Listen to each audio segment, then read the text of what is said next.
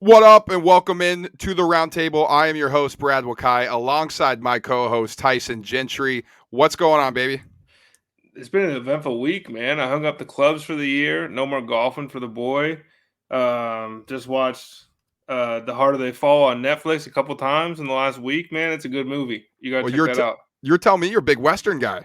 Big Western guy. I mean, I'm from the place they all pretend to be from. And so are you. Yeah. So it's I don't know. I like the genre quite a bit. I wasn't too optimistic about the movie, but I mean, Idris Elba's in the movie, so it's like I'm gonna check it out anyways. It doesn't Well, the matter what it's saddest about. thing I heard is that you just hung up the golf clubs. I'm gonna have to do the same, but whew. Hey man, I mean, my rule every year is if I can put together 2 rounds I'm proud of back to back before the snow hits and they get hung up.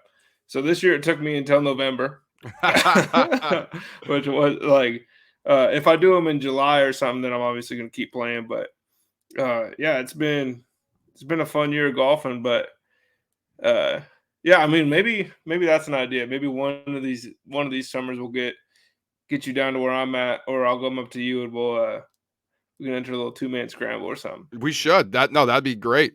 That'd be great. We can, maybe we'll both play well. We'll hang them up for the summer. But I don't think that's gonna happen. But I mean, I don't know if our high school record says anything about us. We're not playing well on the same day. no, exactly. Tyson, we have a big NFL podcast, as the listeners might expect. So we got a lot going on. We got Contender or Pretender to start. We're gonna check back in with the rookies. If you listened to us in the earlier episode, we started off kind of grading how they looked. We got more data. We've seen more of them. Now we're gonna check back in. Then we're gonna move into our Thursday night football picks, as we always do, to make some money. I want to get back on track. I had a Hey, bad and last Thursday. I'm well, not gonna we've lie. been riding a bit of a hitter. If you just follow both of our bets, you were up quite a bit in the Yeah, last 4 or 5 weeks. I mean, I went 1-3 last Thursday, but you went 3-1. So we split. We split. What is that? 6-6. We got some plus juice though. With one of the only thing that hit was a plus money bet of mine. So hey, you still made money if you followed us. We're still looking for that Salvon Ahmed touchdown. Hey, we're still looking for it. He Yeah. is too. He is too.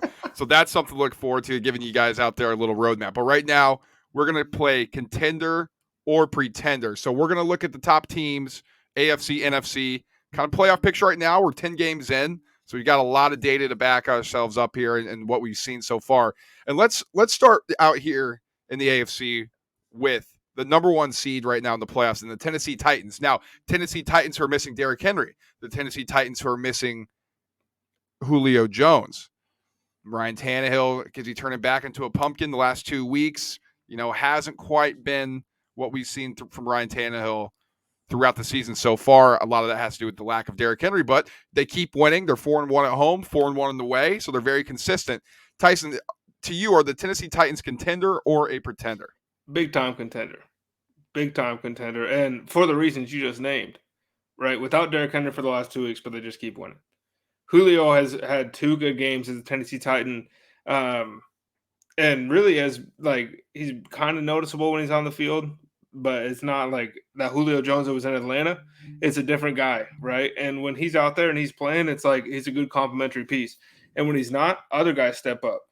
Westbrook stepped up. Chester Rodgers is getting burned, So there's these guys on this team, and the defense the defense is not nearly as bad as we thought they were going to be preseason, right? They just came in there and they've been punking people, really. I mean, because it's like, oh, we're not worried about the pass rush. You just got sacked 4 times.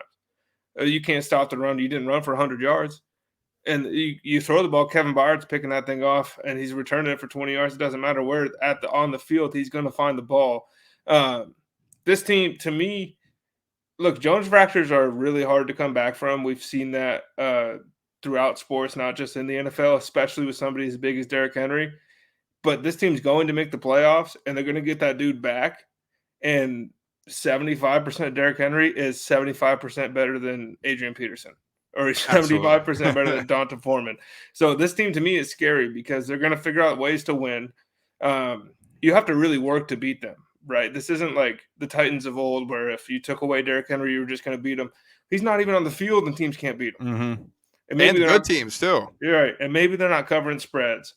So then everyone else is like, "Oh, W is a W no matter how you get it. They don't ask how, they just count the number. And the Titans are racking those things up. And I think I don't think they'll probably hold on to that number 1 seed, to be honest, because I could see them slipping, just kind of trying to find their footing. But this is going to be a really scary team that very well could be at pretty close to full health.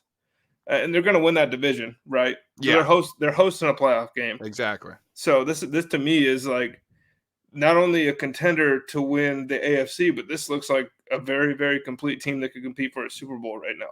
And I think you said it. Their defense is much improved. Jim Schwartz has come over, who we're familiar with, being a consultant for that defense. Pass rush has been great, honestly. That was something that was very lacking last year. They're getting pressure on the opposing quarterback, so allowing the secondary that's been banged up to make those plays, like you said. Byard's picking it off. They're taking away first options. It's been impressive to watch. And let's not forget, they started 2-2 healthy. They've just rattled off 6 wins as they've gotten less and less healthy throughout the season. In the league. And I mean, Mike Vrabel, he's at least having them prepared, and that's not something we've said about Vrabel in the past. Now, the other thing about the Titans too that I want to point out is their schedule gets a lot easier on the back end too. I think for them to be a true contender, now I do think they are a contender in terms of the actual definition of contender. They can contend in the AFC, but for them to be an elite team, I do think they need to get that number 1 seed. So they have to continue winning, because with that first round bye, that's another week for Derrick Henry to get healthy. That's less of a chance for them to lose without Derrick Henry.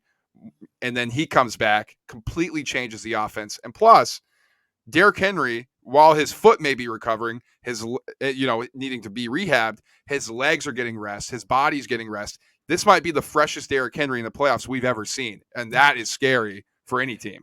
Could you imagine? I mean, like, if you could build a player to play playoff football, wouldn't they be 6'3", 260 and run a 4.4? Absolutely. I mean, absolutely. That's I don't know if I buy the whole rest thing just because he is rehabbing, and I think that's going to take a toll on him. I mean, we've seen lesser athletes' whole career change off of a Jones fracture, but like, this dude is not from Earth. Like, this is not. We're not talking about the 15th guy on an NBA bench here. We're talking about Derrick Henry, my MVP before he got hurt, who's, by the way, case has only gotten stronger since he went out. All the top quarterbacks keep losing. No, this team could be really scary, and like, they're doing it with AJ Brown catching 2 passes a game, right? And they're just finding ways to win. You don't want to compare them to anybody, but it's like those mid-2000s Patriots teams that didn't win the Super Bowls, from that long stretch where it was like, who the hell is who's that guy? Yeah. But they just keep finding those guys winning games. And the difference is this team has a chance to get a Hall of Fame player back, 2 of them potentially, right? If Julio, week 14 is what they say. If you've been following the NFL for the last couple of years, Julio is normally a little longer than what we think. So if Julio Jones and Derrick Henry are healthy for the playoffs, I haven't been impressed by anybody else in the AFC hardly, as much as I've been impressed by the Titans. I think if those guys are healthy, they might be my pick. I like the Titans a lot. So, I mean, we're both saying Titans contender, right? So Titans very, very much If you're watching on YouTube, that thing is sweet. Oh yeah, so that's it too. Check in with the YouTube. We got some new bells and whistles going on. So audio people may have to come over to YouTube. Stream them both at the same time, and then have one on mute, and then after you finish the first one, rewind the other one, download, rewatch. Exactly. And then undownload, re-download. Yeah, 5 stars. You got it. You guys figured it out. You guys got it. So let's move into the Buffalo Bills now. I think they're the best team in the AFC. I think Josh Allen. Well, I think because Josh Allen is special. I think Sean McDermott's a really good coach, and they play an easy schedule coming down the back stretch.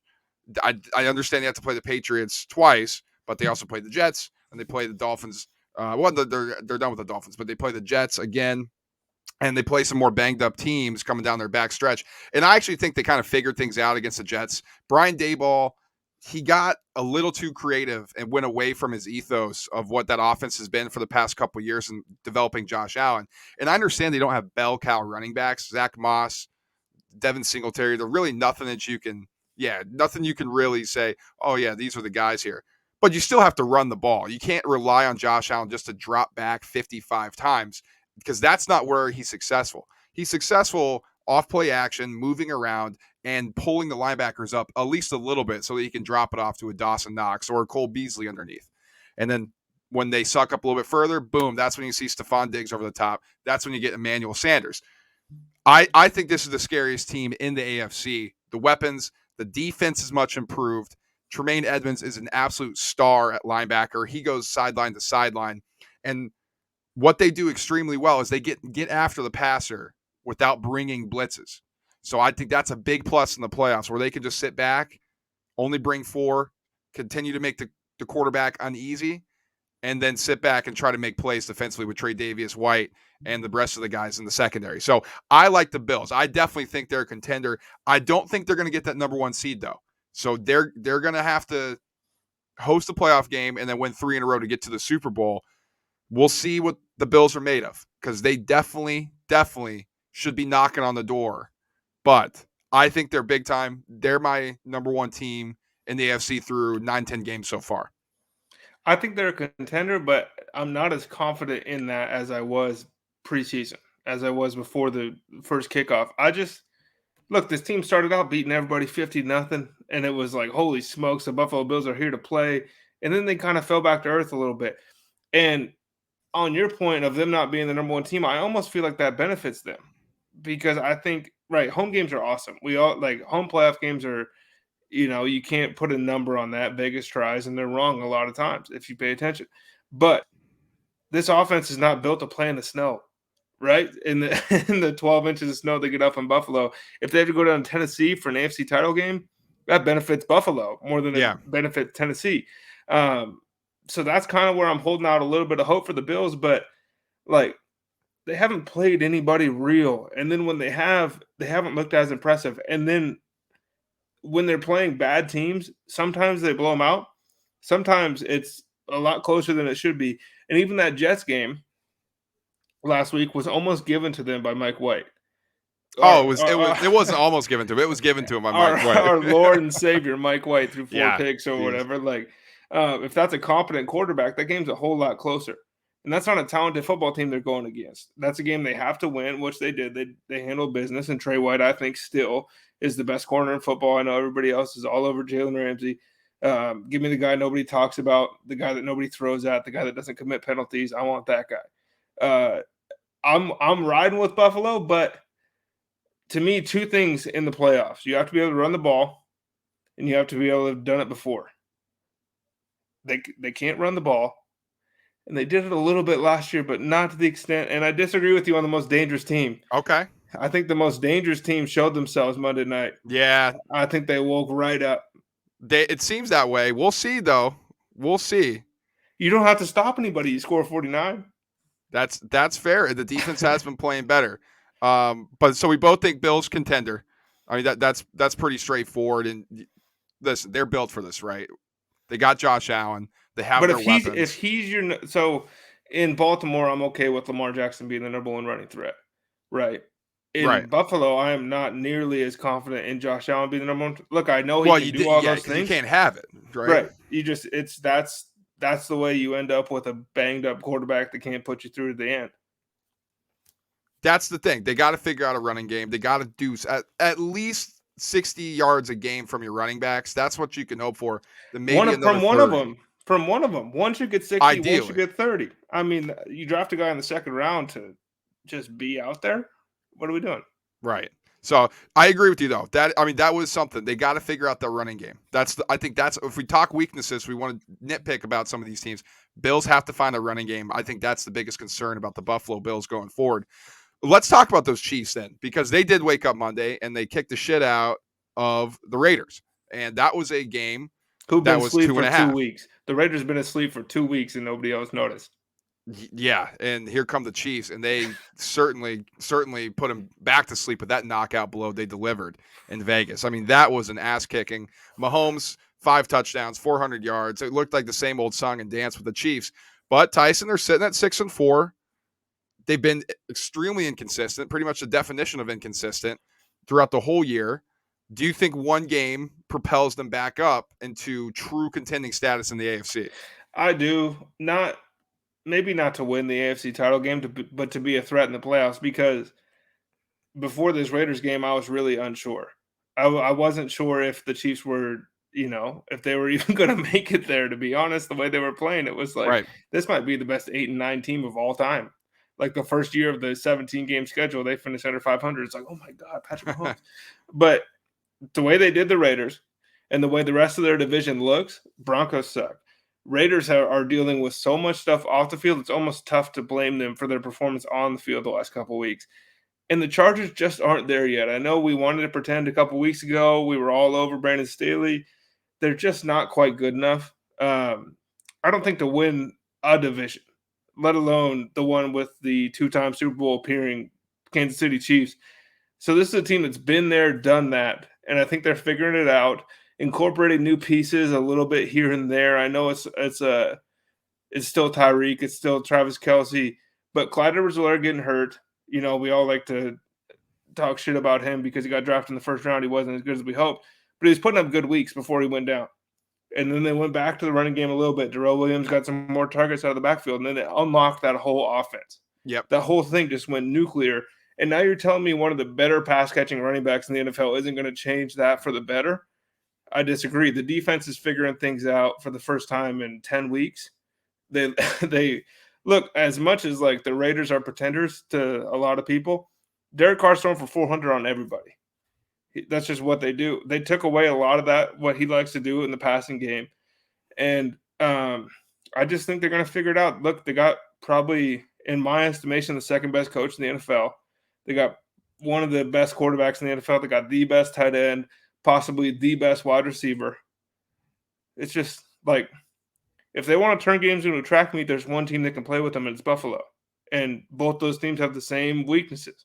They don't have a run game. Yep, exactly. And so that's where I'm at with Kansas City is Clyde has to come back and show me that he's a first-round draft pick before I'm like, these guys can compete for a Super Bowl. Because if they could run in the Super Bowl last year against the Bucs, they would have. And they would have 2 rings. But they couldn't, and they didn't, and they have won. That's a good analysis, I think, there. Because if they could have taken pressure off Mahomes with that offensive line, right? We all said, well, they're banged up. But if you could at least not have the Bucs pin their ears back and go get them, I think it would have looked different. Now, I still think the Bucs would have won because they just kicked the shit out of the offensive line. Like, they manhandled them, they dominated the line of scrimmage, and you flip the field. The Bucs O-line did the same thing to the Chiefs D-line. I mean, it was just an absolute clinic in the trenches. But I think that's a good point. There's a blueprint on how to at least contain Kansas City now, and there was not one before, and that's sitting in that 2-deep man, seeing if Mahomes can be patient, and seeing if this team doesn't turn the ball over. Brought to you by Matt Patricia, of all people. By all people is Matt Patricia. Yes. Incredible. But that blueprint was never out there before, right? That was like a Rubik's Cube that couldn't be solved. You got the Patricia pencil going. Now, there is that blueprint. And I think, to your point, the way to combat that is not only does Mahomes have to be patient when dropping it off and dumping it down the field and not forcing 50-yard bombs down the field, but it's by Andy Reid and his play calling be patient. And yes, taking those 5-yard runs, taking those 3-yard runs and keeping the defense honest. And then, as we saw Monday, boom, now you can explode over the top. Or maybe it's not a screen to Travis Kelce. It's a screen to Clyde Edwards-Helaire. Maybe it's not looking for Kelce 10 yards over the middle. It's Clyde by himself. If you're a first-round running back and you can't beat a linebacker one-on-one on an island to get 7 yards, then you weren't worthy of the first-round pick. And I think that it's a prove-it year for Clyde Edwards-Helaire as far as, like, Kansas City might need to move on at running back because that is the biggest thing holding them back besides, I don't know, 2 safety. Well, Tyron's been good. 1 safety, 2 corners, 4 defensive linemen, and 3 linebackers. But it's really, like, when we talk about Kansas City, we talk about the offense for a reason because it's the best we've ever seen, frankly. I will say this. I think the Chiefs are a contender as well. But I do want to point out that out of all the winning teams in the NFL this year, that they have the lowest or the second lowest point differential. So they haven't scored as many as they have. I mean, they scored 262 points, but they've given up 241. That defense has played better, but I want to point that out. Point differential at the end of the year, it does come back to the surface a little bit. So water always finds its level. Eli Chiefs Manning won a may be Super that Bowl. average team. Eli won a Super Bowl with a negative point differential. So maybe the Chiefs can do it this year. Maybe the Chiefs can do it this year. There are many outliers, but there are. Okay, let's talk Ravens because they are actually the team with the winning record with the lowest point differential with 14. I'm gonna let you go. You want me to go on this one? I want you to go. I want you to take this whole thing. Okay, I think the Ravens are pretenders. Now, get them. Not only are they banged up, but I know you're a big Lamar guy and you think he can pass. Everybody says, well, he has one big game and he blew up the Colts on Monday Night Football, that terrible secondary for the night, and no pass rush. And all of a sudden, Lamar Jackson turns into Tom Brady. Well, that's not what it is, because we've seen Lamar Jackson through a massive body of work when he needs to get those passes and complete them, and everybody knows he's going to throw the ball. He hasn't been able to do it. Now, we got the outliers against the Vikings and the Colts, and it's like, oh, well, of course he can. Consistently, Lamar Jackson is not able to beat you with his arm. Consistently, he isn't. And I think that's what's holding me back with the Ravens. I understand they're banged up, and I understand that, and it would look a lot different with a healthy Gus Edwards and a healthy J.K. Dobbins. Of course it would, right? But there are people missing on every single one of these teams at this point. The other issue is that defense is not special anymore. I know Matthew Judon's gone. I meant to say he was a game wrecker last year. They don't really and Yannick Ngakoue, he's gone. They don't really have anybody who terrifies you up front. And sometimes they can get after you and cause a little bit of havoc, but it's not somebody you really need the game plan for. It's not somebody like an Aaron Donald where you're like, okay, we really need to make sure this guy's double teamed all the times. And we've seen the Ravens kind of get torched up front. And I know Patrick Queen's a good linebacker. He's had issues in coverage. It just feels like there's a lot of holes in this team. And I think that 6-3 record is a little bit of paper mache. 4-1 at home, 2-2 on the road. Probably should be closer to 5-4, 4-5, to be completely honest. So I think they're a pretender. That's my analysis on the Ravens. And I don't really know how it improves from here, to be completely honest. They're going to have a tougher games in their division. We saw what the Bengals did to them. The Steelers games are always tight. I think the Ravens probably have a little bit more talent, but again, they play tight games all the time. Do the Ravens have enough to propel themselves over the Steelers? I have the Ravens as a pretender. And this is going to shock you, but not only they're pretenders, the rest of the AFC North is pretenders. There we go. That whole division. I mean, if you look at it right now, it's like, wow, that's the strongest division in football. They don't have anybody below 500. They don't have anybody that could win the Super Bowl. I don't know if they have anybody that can win a playoff game in that division. Look, and I'm a huge Lamar fan. I love, that's my guy, right? And I think Rashad Bateman is slowly solidifying himself as the number one receiver. If you listen to the podcast last week, you made plenty money with my Rashad Bateman takes. And I'm going a step further. He's better than Hollywood Brown. He just is. He's a better wide receiver than Hollywood Brown. Not only that, I think he's the best pass catcher on the team. I think he's a better pass catcher than Mark Andrews. But this whole team's identity is running the football. And Devonte Freeman is not the answer to those problems. I think 2022, and in a year from now, when everyone goes, wow, the Ravens barely won the division and they got knocked out in the first round. How are they this good? JK came back. Gus Edwards came back. This is the identity of this football thing. There's a reason they have tied for the first for the record in running for 100 yards over and over again, because that's what Harbaugh does. That's what this team does. They control the clock, they grind on you, and then Lamar beats you with his arm when you don't expect it. When you have to rely on Lamar Jackson as well as football, it's not the same thing. It's just not. And to be honest, I don't think that's a knock on Lamar Jackson. I think that's plain and simple all the way throughout the NFL, throughout NFL history, is if you only throw the football, you don't win Super Bowls. You don't win playoff games if you only throw the football. And yeah, they can run. But when Lamar is your leading rusher, it's not a great look. You can't have that at QB. And to your point on defense, it's Patrick Queen, Marlon Humphrey, and a bunch of others. And Patrick Queen sometimes looks like an other, and Marlon Humphrey sometimes looks like an other. Jalen Waddle can't be cooking you if you're supposed to be the guy, if you're supposed to be one of the 5 best corners in the NFL. A rookie wide receiver can't walk in here with Jacoby Brissett for a half and Tua Tagovailoa for a half and put up, 9 catches or something like that? Yeah, you had a ton. This is to me like it's easy picking right now in the AFC North because at the end of the year somebody is going to emerge from that division, and everybody else on the radio on TV is going to say, "Well, they won the AFC North. You know that's the best division in football." Bullshit, bullshit. I bet you right now. I bet if you put the Ravens in the NFC West, they're fighting. They're fighting with the Niners. Oh yeah. Oh So yeah.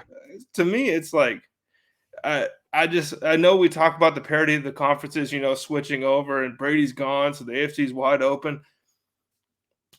The NFC is still king as far as regular season football goes, and it has been for a long time. And I'm not sold on Baltimore this year. I think next year is the year where they explode, and people are like, "What the heck? Where did this come from?" It's been brewing, but this is not the year that it kind of comes to fruition. Okay, and now Tyson, there's a lot of 5-win teams in the AFC, and the Chargers have 5, the Steelers have 5. You already named them as a pretender. The Bengals have 5, pretender on your book. Colts have 5, pretender, or I'm sorry, Browns have 5, pretender, and the Broncos have 5 wins. Now, out of those teams I just listed, who's the biggest contender out of those 5-win teams that you think maybe can get on a run here and get going, at least contend or compete in the playoffs? Well, I think it's either the Los Angeles Chargers or the Cincinnati Bengals. And I think that because of the quarterback position. Those teams you just named, they all, besides those teams, they have something in common. It's either a journeyman or some guy way past his prime. And so to me, it's like, are you going to roll the dice on like beating Justin Herbert or beating Joe Burrow is a lot harder than beating Big Ben or Teddy Bridgewater. Yeah. So I think like I would take Justin Herbert and Keenan Allen and Mike Williams and Joe Burrow and Jamar Chase and Tyler Boyd and T. Higgins over the Najee Harris show, over Melvin Gordon and Javonte Williams, because that's kind of what it boils down to. It's like you just got 30 put on you by the Philadelphia Eagles. If you're the Broncos, you're not a contender, right? And Right. if I'm the Steelers, you just tied with the Lions. Yeah. You're not a contender. And I know we just said the Bills were contenders and they lost to Jacksonville. It's a different thing. It's a different thing, right? Because the Bills actually have looked good, and I know they lost to the Steelers in week 1. Well, no, that's a decade ago in the NFL. Oh no, dude, the Saints are way better than the Packers. Yeah, even with Trevor Siemian. Right. Okay. Well, I think I'm going to surprise you here, and maybe it's not surprising because you know me so well. I think a sneaky contender is the Indianapolis Colts, and it's because I forgot you even said them. I forgot they were even on the 5-win list. Yeah, 5-5. Yeah, they've won 2 in a row. Actually, Jonathan Taylor's emerged. I think they got a bolt to my number 1 in that. To be honest with Carson Wentz is not turning the ball over. It looks a lot more comfortable in the Frank Reich system. He's grown throughout the season. The offensive line starting to maul people again, and the defense. Darius Leonard got a little banged up, but the defense has been good, and they've continued to improve throughout the year, developing a pass rush. The secondary once banged up, starting to mesh again. Rock Yassine's back. He's an underrated player. I think the Colts are a sneaky sleeper. And if I'm the Titans, Colts are 3 games back. We got about 7 left. They do have the tiebreaker, so Colts are going to have to really get hot here. But Frank Reich's done it in the past, remember. They've gotten hot and gotten into the playoffs. So all I'm saying, keep your eye on the Indianapolis Colts. I think they can make the playoffs for sure. And I'm more scared of them if I'm playing them than I am of the Bengals or of the Chargers. Just because Jonathan Taylor is like the dude we used to create in video games. Exactly. Like that dude is like he's going to a different level. And when he's not in, it's like Nyheim Hines, who we all talk about as a 3rd down running back. He's a lot better than that. He's a lot better than that, and he fits this offense perfectly. And if you've been listening to this podcast for a while, you know I like bullies. As far as the NFL goes, if you're a bully, you're a contender in my book, and they've been bullying people. Unless it's Baltimore. They bullied them for like 30 minutes. They got they bullied them for like what is that? 52 minutes, and then the last 8 the wheels fell off. It was insane. Never seen anything like that before. All right, so that's contender pretender for the AFC. That's our Wentz love for the week. That's our Wentz love for the week. We got to quote it here, people. Come on, we got to hit it. Let's switch to the NFC. Top heavy, as the NFC tends to be. kind of in the middle. It gets a little mushy, and you're going to have to really decide here. But let's start with the Packers. Aaron Rodgers comes back. They win an ugly, ugly game against Seattle. But the story here is that the Packers defense actually looks really good. They've held opposing quarterbacks to really low numbers. I don't know. I can't tell if it's paper tiger stuff. I can't tell if it's just one of those weeks when the quarterbacks face them. All I know is the Packers defense has been putting up numbers and stopping opposing offenses. So Packers at 8-2. I think they're a contender. Of course, they have Aaron Rodgers. They have Devonte Adams. Hey, Aaron Jones is hurt, and A.J. Dillon's going to step in. I don't think they're going to miss a beat. This is a good team. He's a really better. Good team. He's better than Aaron Jones. I think he's a better rusher. I don't know if he's a better weapon. He's a better weapon. That makes sense. A.J. Dillon is a better football player. But I don't know if he's a better offensive weapon, though, because Aaron Jones is so good at receiving. A.J. Dillon is about to show people. This is Derrick Henry that we're talking about right here. This is young Derrick Henry we're talking about right here. You're disrespecting your boy Henry now. No, I'm telling you, man. This dude is A.J. Dillon is special. This dude is special. Look, he was great in college. When he takes over for these 2 weeks that Aaron Jones is out, when Aaron Jones comes back, A.J. Dillon needs to get the ball on, which he already was. He was getting the ball on rundowns. And then Aaron Jones blew on passing downs. And that's how the Packers are going to beat people. Because they're going to say, load the box. We got Aaron Rodgers. A.J. Dillon's back here. What are you going to do? You're going to put 6 in the box? He's going to get 7. You put 8 in the box, Aaron's going to throw a touchdown. And I think that, for the much maligned draft class that they had with A.J. Dillon, because that's the one that they got Jordan Love. And it was like, you took a backup quarterback and a backup running back to back. What are you doing? It might end up paying dividends because, like you said, the defense is much improved, way better than what they've been the last couple of years. This is a team that's been to 2 straight NFC title games, and they got ran off the field in both of them. Literally, the other team ran the ball on them until the Packers had to. They got out physical big time. They had to get in the bus and leave. So now what did? They said, what if we just got a 250-pound running back that could push the pile himself, and then we try to stop people on defense, and then if they load the box, we got Aaron Rodgers and Devonte Adams? Big-time contender. And this is – look, the last year and 2 years ago, I wasn't confident in saying this. This team could really make the Super Bowl. This team really could make the Super Bowl because one of the, at this point, through this part of the season, 4 best quarterbacks in the league, and Aaron Rodgers, probably top 4. I'd say, yeah. Yeah, and I know top 3 is a little – I don't think he quite gets the top 3 nod so far this season, but the defense is way better. A.J. Dillon is a dog. Aaron Jones is a dog. Devonte Adams is – I know I said Tyreek might be the best receiver in football. Hand up, I apologize. that goes to Devonte Adams. And I know people are like, well, he's got Aaron Rodgers. It doesn't matter. He's wide open. He's wide open all the time. So, to me, like, this Packers team is different than in years past. This team is physical. Yeah. This team will punch you in the mouth. This offensive line is really good.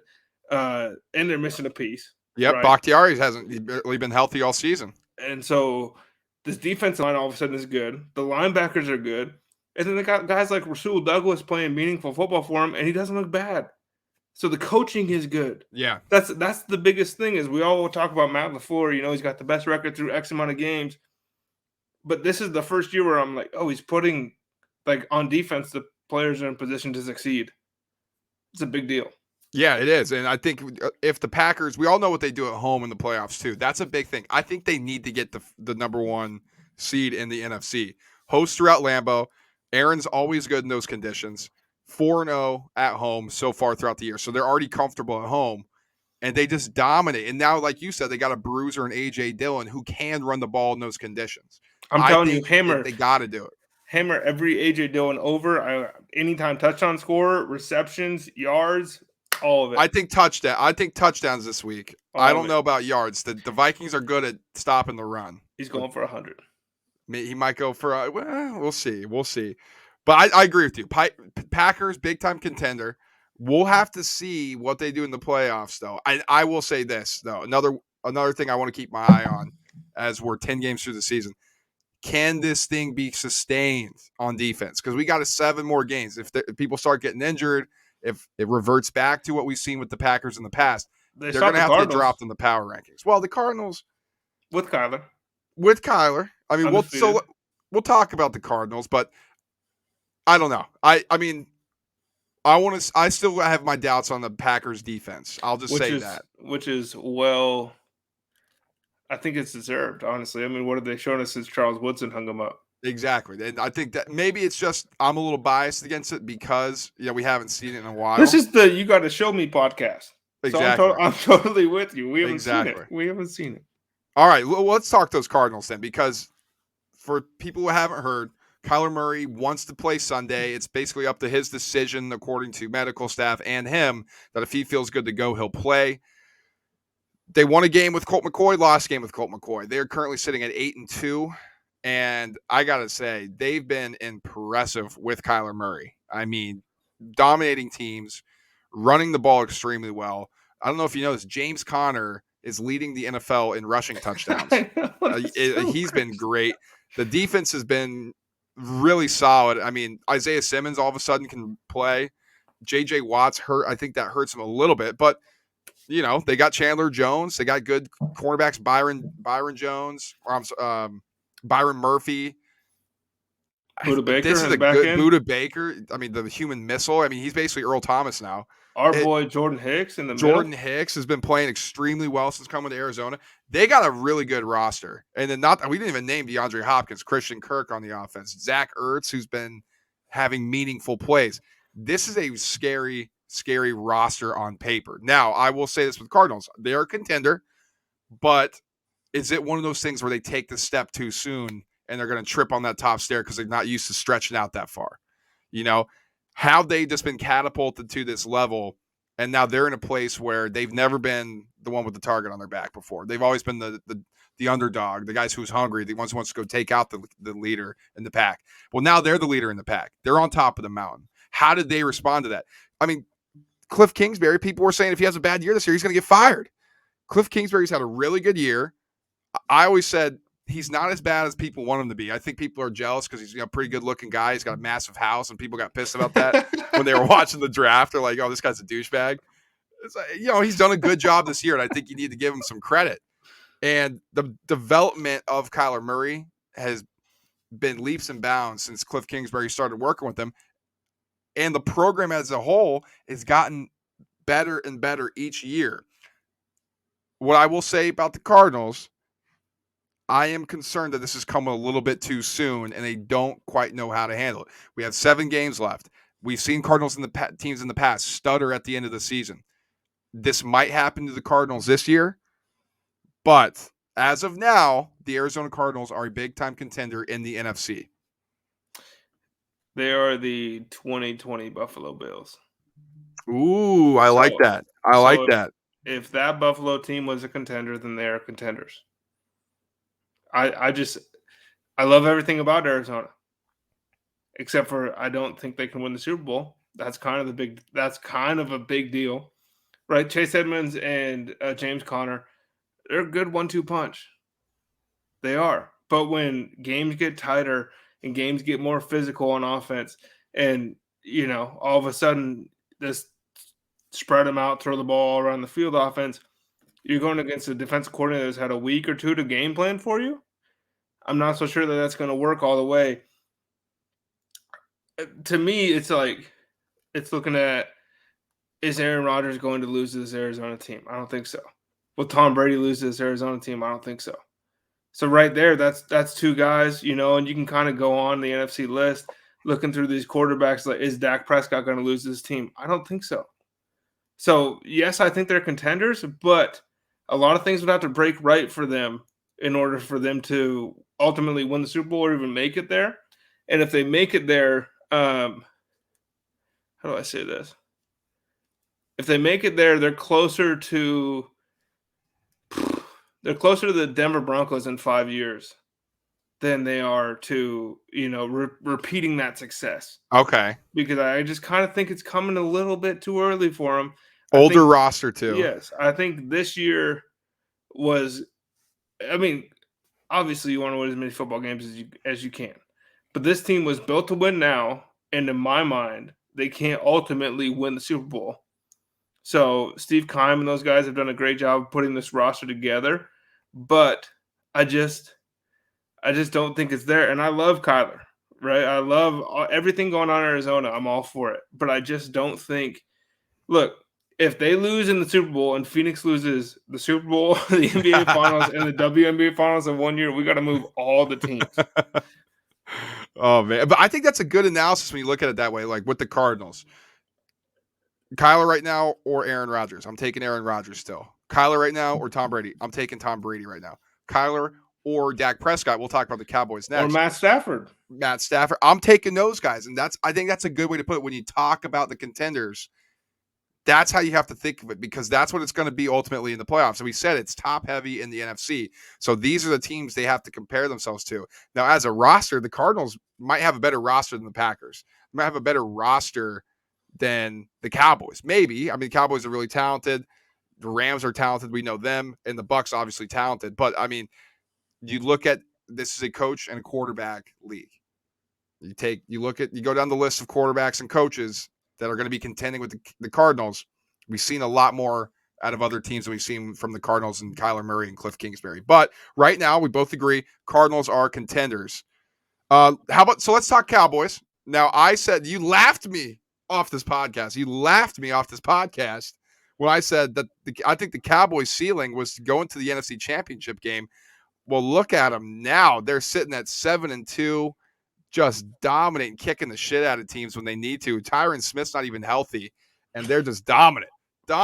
Now, it sucks that it's the Cowboys. I have to toot my own horn on a team that's a rival of our Eagles, but it feels pretty good to be right about the Cowboys. And I think you know where I'm going with this. They are contenders, my friend. They are contenders. Zeke looks skinny again instead of his fatness of 2 years, 2 years running. He looks skinny and quick and can get moving and move his pads downhill. Dak Prescott hasn't missed a beat since coming back. CeeDee Lamb, you called it. He's been a monster this year. Amari Cooper's been good in spots. This in the defense, I mean, Micah Parsons, rookie revelation for him. Trayvon Diggs, rookie revelation. Turning the ball over anytime he can. Pass rush, just phenomenal start to the season for the Cowboys. 9 games through. I've been impressed. I've been really impressed. Trayvon Diggs might be the best second-year rookie of all time. Well, sorry, second year, but yeah, he is the best second-year rookie of all time. I mean, I don't have much to say. I mean, they're really good. I mean, Dak's really good. How much does that hurt you to say? CDs it hurts more watching you victory lap around a star on your helmet. Look, man, you know, if we're gonna be the "You Got to Show Me" podcast, then this is the team. Sure. This is the team that every year they're supposed to win the NFC East. Every year they're supposed to be a threat in the playoffs. Every year they're supposed to be a threat for the title. Because you look at the roster almost every single season, you know, for the last decade, it's like Dallas could do this. And every year for the last decade, they haven't done it. This team might be different, but you got to show me. Yes. You just got to show me because, look, Zeke's been better. Dak is a monster. CD, I said preseason, if you go back and listen, I said he will be the number 1 wide receiver in the Cowboys at the end of the year, and people will be like, Amari Cooper, who? Amari Cooper has been okay, but it's the Amari Cooper that we know. He doesn't show up every week. CD shows up every week. To win a Super Bowl, everybody has to show up all the time. And to me, that's the same thing with the Bills, right? I feel very similarly with Dallas that do the Bills minus the run game, because obviously they have Zeke, but it's like, okay, so you take the stars away, and then who? But that's Michael Gallup going out and some random guy stepping in and filling his shoes is not the same. It's not the same. Guys have to step up week over week, because when you play the Bucs in the playoffs, it's not like playing them week 1. It's not. When you play the Cardinals in the playoffs, when you play the Rams in the playoffs, these teams, you need to control the clock. You need to beat them up. You need to score points. We know they can do at least one of those things, but they got to show me they can do the other two at least twice before the season is over. Before I'm like, okay. And yes, they did it to the Falcons, and they did it to the Eagles. Do it to a good team. Do it to a good team, and I'm on your side. Well, we'll see. We'll see if they can do it. I mean, they're going to have some tests coming up. I mean, they got them on their schedule. Rams and Bucks.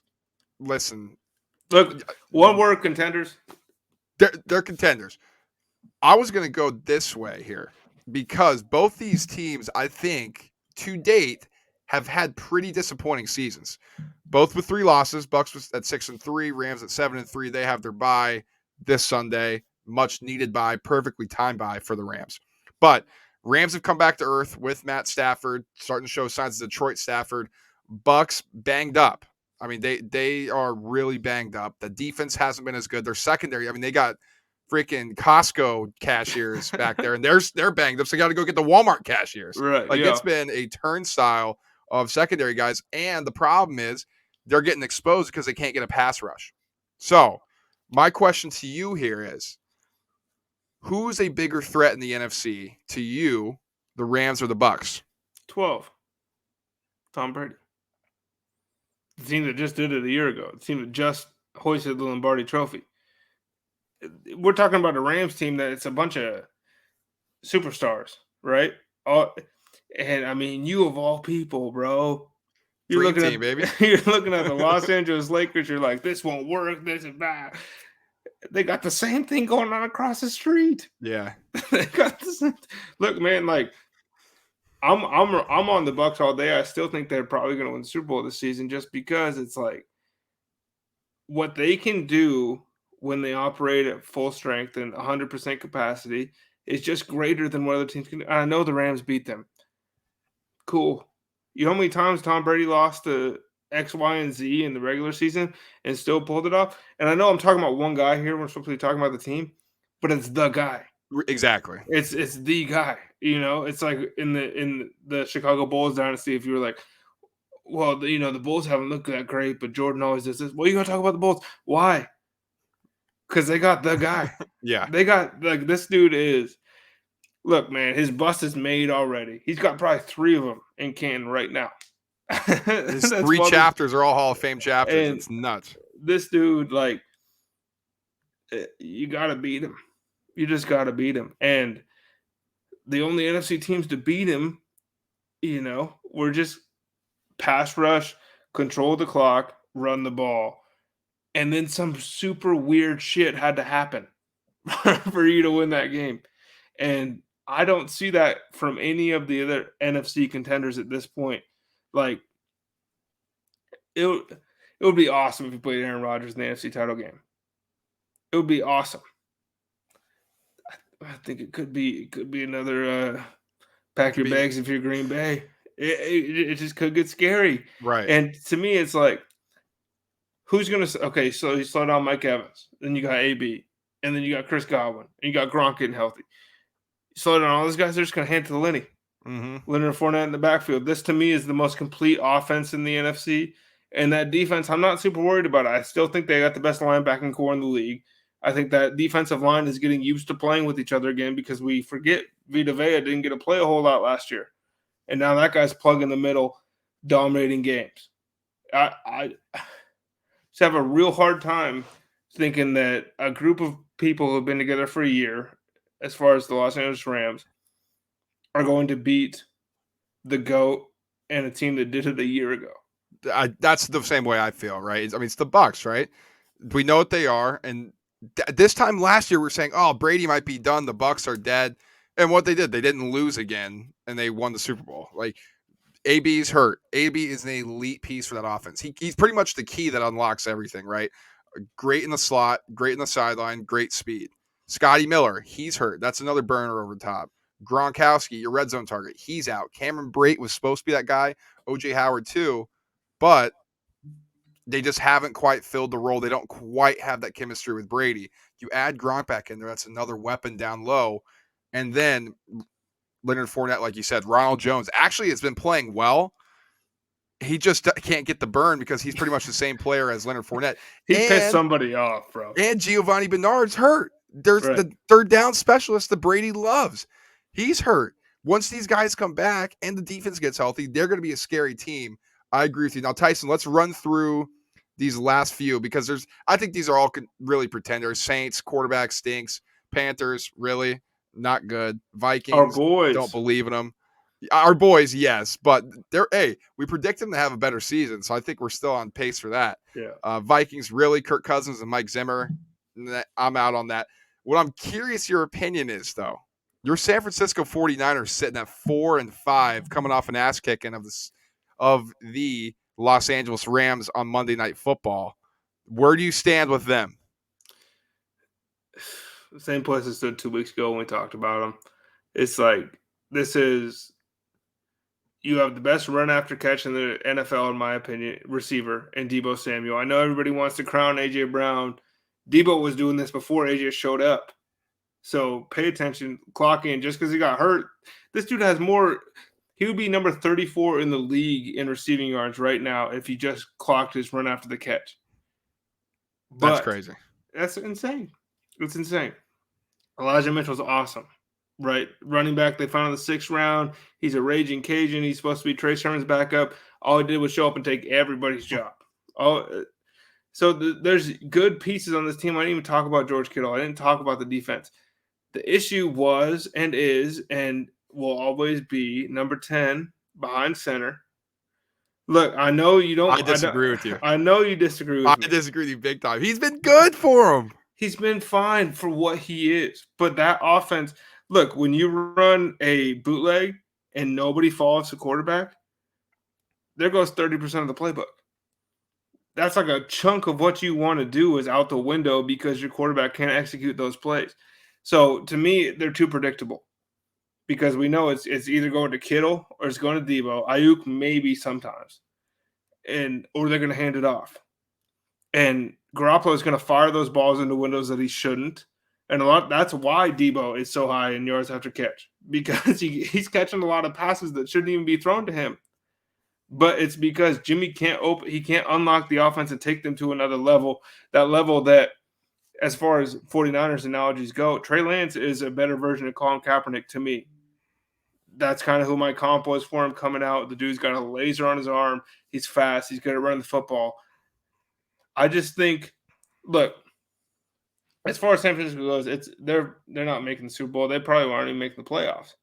As soon as they get knocked out, if Trey Lance doesn't start the remaining 3 games or whatever it is, then we're not going to know. But it's the same thing I said about the Ravens last year, is that in a year from now, we're going to go, where did this team come from? They've been here the whole time.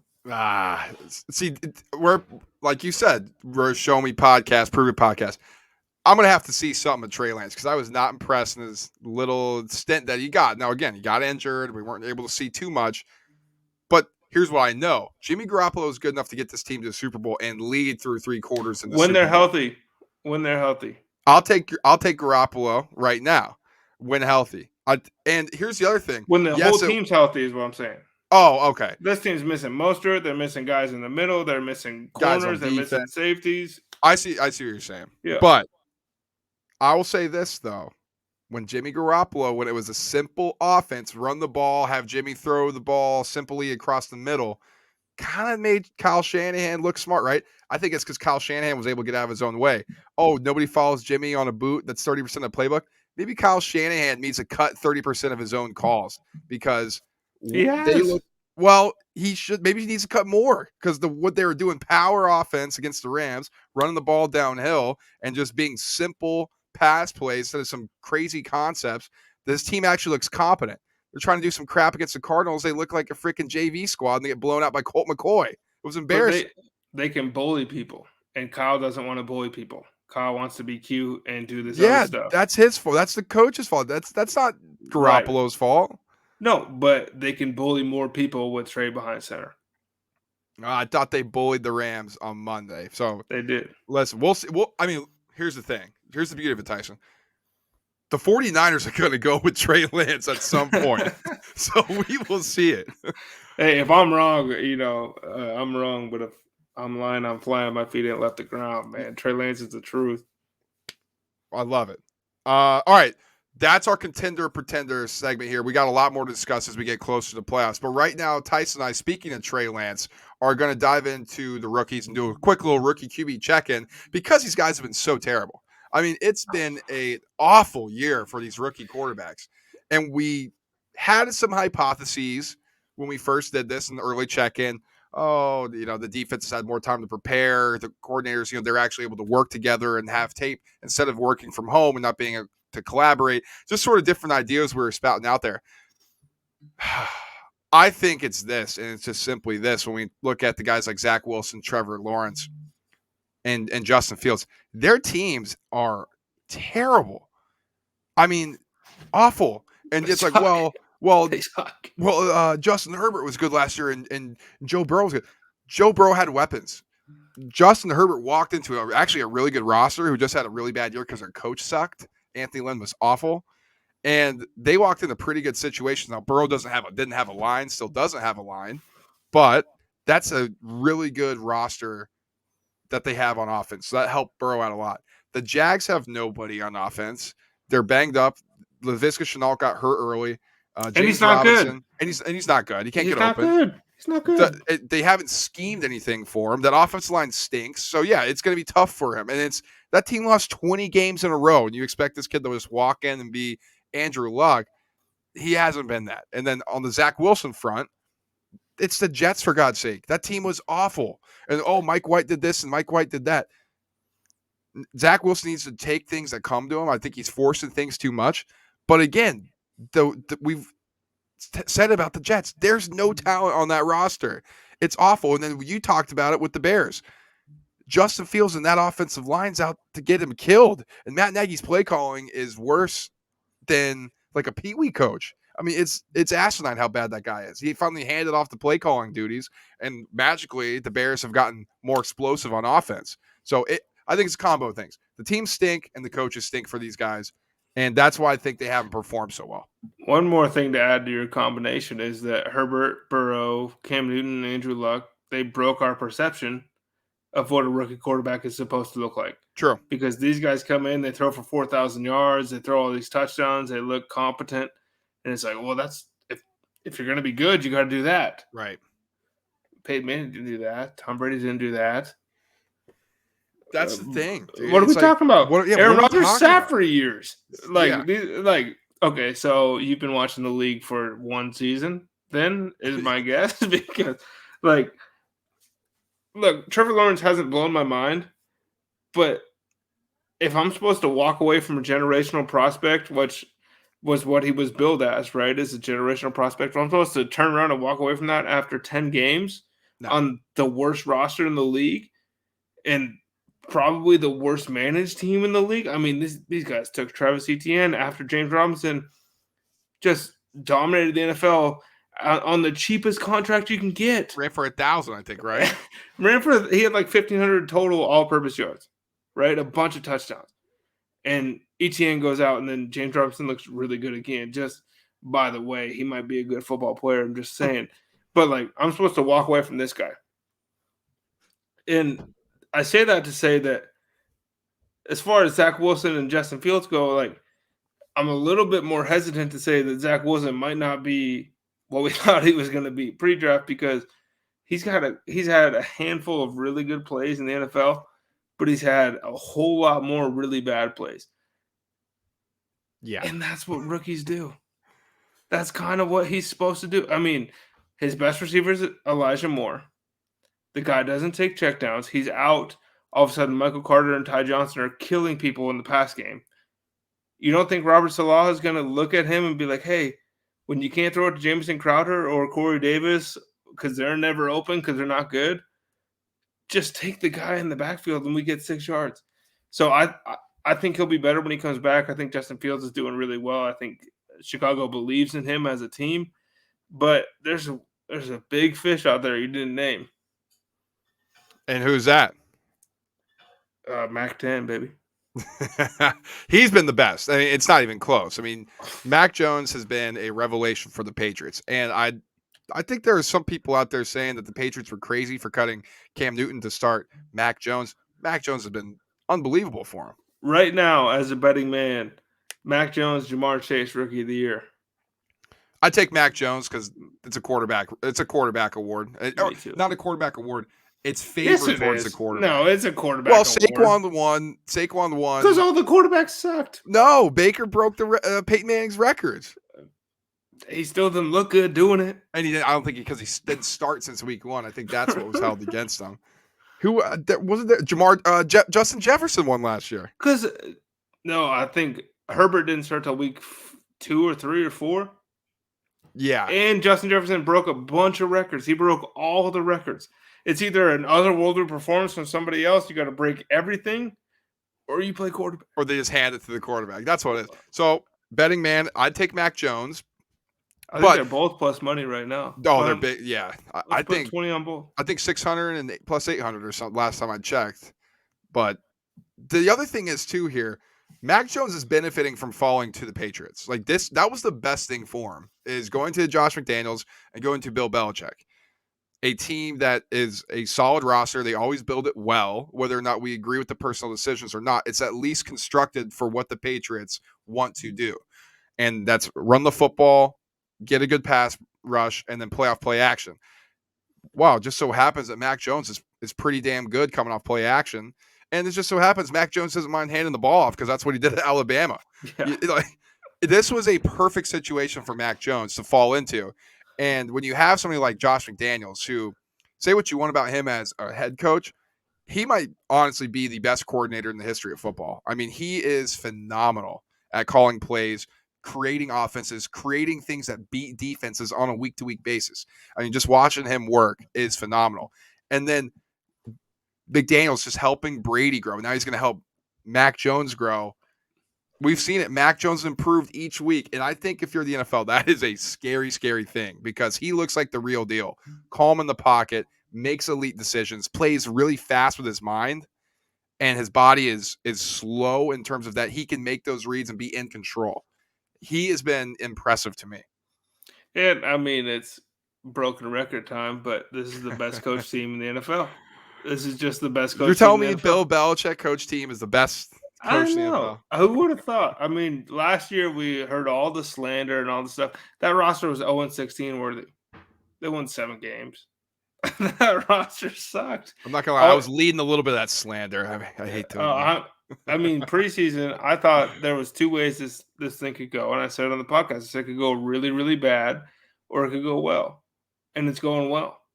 And a lot of that has to do with the fact that Nelson Aguilar is good again. Or he's good for what they do. Kendrick Bourne has been their best receiver all year long. Hunter Henry is open all the time in the end zone. Somehow nobody is ever within 5 yards of this dude. He walks into the back of the end zone. He's by himself. Damien Harris is a good running back. People, for some reason, didn't think this dude was a monster. Look at who he started in front of at Alabama. Look at who he was better than in his college career. All these guys are famous all across the NFL, and he was better than them. You know, for 4 years, it wasn't like he did it 1 year. He was better than them the whole time. And now he's better. He's really good. And Mac is taking what's given to him. He's not. And if you look at Mac and you compare him to Trevor Lawrence, it's like Mac Jones would, if he got drafted number 1, would be like, this dude sucks. And if Trevor got drafted number 15, would be like, this is the best quarterback, like rookie quarterback, like ever. Right. But the roles are reversed. And so now we're a little hesitant to say those things. Mac Jones is balling. He's balling. And the Patriots are really, really good. The defense is as good as advertised, you know, getting those guys back from COVID with Bill Belichick, with Steve Belichick, putting them in position to succeed. This is a scary team. This is not a team you want to line up against on Sunday. And this might be an AFC wildcard team that you want to shy away from. I agree with that. I agree. It's looking that way. It's looking like one of those teams. They are back to running it down your throat with their big offensive line. Bullying you with their big running back, saying, stop this. And then, oh, by the way, we have a quarterback who doesn't turn the ball over and throws balls that just slices up your defense. Like, it's vintage Patriots football. That's what it is. And we're seeing it with a new guy. It's not Brady anymore. This is a 2001 version. This is 2001 Brady. Exactly. They're starting the cycle over again. And here's another stat out there for you. The Patriots are 4-0 away from home with a rookie QB. It's pretty damn good. I hate them. They're coming back. Hey, you know what? You know what happened, Tyson? The Death Star, you know, Brady left, right? Darth Vader's gone, and the Death Star starts to crumble a little bit. Well, now there's a new guy. We forgot about Palpatine, bro. We forgot about Palpatine. Now it's right back, and now they're coming again, and You you're just know, lurking. They're and lurking. I'm not saying this is likely to happen, but what are the ratings on a Belichick Brady Super Bowl? That might be the highest ever. Probably. I mean, would it ever get broken again? That's the thing. that's like 4 times the Seinfeld finale. Oh, Like we're going nuclear on this thing. And I'm not saying it's likely to happen, but at this point in the year, through 10 games, I could see it. Hey, you never know, man. It's Belichick's going to get them ready. I was a little skeptical on New England, and I was riding. I was very skeptical on them. I didn't think they were going to be good this year. I was riding high on my Browns, 2 weeks ago, and what they do? I'm done with them now. I'm done with the Browns. They just walked in and pieced them up. 45 unanswered. That was Tyson Fury versus Wilder 2 right there. That was like, get the fuck off my field. Who do you think you are playing with me? That was bad. That was brutal. They were laughing on something. They were knocking on cameramen. They were picking them up. They didn't care at all. All right, Tyson. It is money-making time, baby. It is money-making time. I got to get back on track, man. I got to, I had a couple good weeks here. And then, of course, 1-3. You're embarrassing us. I let us down. I feel bad. But I like the picks I got for this Thursday. And for those of you who are like, oh, my God, Thursday Night Football's around the corner. Of course it is. We got football every day of the week. If you don't follow Makin, you got to get on that too. But if we're talking NFL stuff, I think it's actually going to be an entertaining Thursday Night Football game. Patriots, who we just discussing, Mac Jones and the Pats, roll down into Atlanta, face a fledgling Falcons team coming off a drumming, absolute ass-kicking by the Denver Broncos. Line right now, Patriots given 6.5 on the road, making the Falcons inside the dome 6.5-point home dogs. I don't have an official play on the spread itself, but you got a money line play though. You just said they're 4-0 on the road. Do you think they go 5? I do not. No, I'm sorry. I think they go 5-0. I don't think they cover. All right, I got you. If I had to take a side, I'm going to take the Falcons. At 6.5, I'd prefer to get it up to 7, just for the chance of a push. If worst case scenario, I mean, if anything, I'd buy it up to 7.5. Eat some juice a little bit on that. But I don't think the Falcons lose by more than a touchdown in this game. So I'd lean Falcons on that one. The team just got blown out by 40. And they come back. Teams get embarrassed. We'll see. I'm not touching the spread either. That's the NFL, right? Like exactly. This team just won by 40. The other team just lost by 40. And we're under here talking about like maybe it's a touchdown. But as far as my bets go, because I'll kick it off because I'm kicking your ass right now. As far exactly, as dude. You got it. Yeah, they want to hear you, man. You went 3-1. So I got 4 for you, and I got 3 of them in the same game parlay. I got Mac Jones over 252.5. I think that's candy money right there. You want to bet that solo? Go for it. I got Damien Harris, anytime touchdown scorer. He just emerged out of practice this week without a injury designation. I know everybody was super pumped on Ramondre Stevenson last week because he played really well because he's a good running back. And Bill Belichick just said it's nice to have that depth. He didn't say, Ramondre is the guy going forward. He just said, it's nice to have good backup running backs. Damien Harris steps right back in that role. And a little teaser for you, I'm not going to lean on it. I think he scores the first touchdown of the game. And then I'm going to go with Kyle Pitts under 61.5 receiving yards. I think Bill Belichick takes away the Falcons' best weapon, which is Kyle Pitts at this point in the year. I think Bill Belichick finds a way to take him out of the game. Don't be surprised if he has 4 for 40, right? He's a rookie tight end. Bill Belichick is going to throw stuff at this kid he's never seen before. That's that same game parlay. That's plus 519. And then the fourth one I have for you is Deion Jones over 9.5 tackles. He's done that 6 times this season. That's plus money by itself. The only time he hasn't done it is when he's played less than 65% of the snaps. I think that they're going to be in a formation that leaves Deion Jones on the field a lot against this Patriots team. And I think that he is their best defensive player. I think he's going to find put his nose on the football over and over and over again. And I think that over 9.5 is going to hit. Wow. I love that. A little defensive action, baby. That's time. Fantastic. That's the first time on the round table. That is a first timer. Now, these odds are brought to you by FanDuel Sportsbook. So that's where we're getting these from. Man, Tyson, I like that a lot. Okay. 20 My bucks bets to win here. 100 plus 20 bucks to win 40. We'll take it. We'll take that. I love the same game parlay as well. Check that out. Actually 3 legs too. I think that's a good look there. I've lost so many 9-leggers. I would have hit 8, but I had to pick that last one. Exactly. All right, Tyson. Here's what I got. I'm leaning a lot on the Falcons here. I think they'll be trailing, so I think Matt Ryan's gonna be throwing the ball a lot here. I have Russell Gage over 39.5 receiving yards. I like that a lot. They didn't get him the ball a lot last week. I think they're going to come back. Arthur Smith's going to figure out a way how to scheme the offense a little bit better. Matt Ryan looked inept. The offense looked inept. I think they'll recover this week, especially if Belichick is taking away Kyle Pitts as the first option. I think the secondary players will bounce back and have a good game today. And so off of that, I'm taking Olamide Zaccheaus over 32.5 receiving yards as well. Been a sneaky favorite option of Matt Ryan. So I like him over 32.5 receiving yards. I think he's actually going to get that on one play. I think he's going to be a deep threat bomb, and that's going to be a no sweater for us. And then I'm going to take Zaccheaus to get into the end zone at plus 290. So maybe it's a one play bomb. He's in the end zone, but plus 290 Zaccheaus gets into the end zone. And then my last one, Ramondre Stevenson, plus 135, anytime touchdown score. I do think Damien Harris scores. I think both guys get in. So I'm going to take the guy with plus 135 to get in. And I think we both hit our running back props for the Patriots here. So, and if you're listening, that's our first 8-8 week on the roundtable. Exactly. We're predicting the future here. I love it. This is the most confident I've been about our bet size. I'm not going to lie. I mean, I'm always super confident, and then I walk home like, God damn it! Like, what happened? What went wrong? I mean, if I could stop putting together 15-leg parlays for the NFL, I'd be a rich man. But I can't, so I won't. It's just too addicting. You got to do it. Well, that's a big NFL podcast that Tyson and I ran through. We wanted to get our contender pretenders going, but as you guys know, we don't overreact to things. Yeah, we're not hot take guys. We don't go, oh, this happened this week. And this was going to happen this week. Brad Wakai, by the way.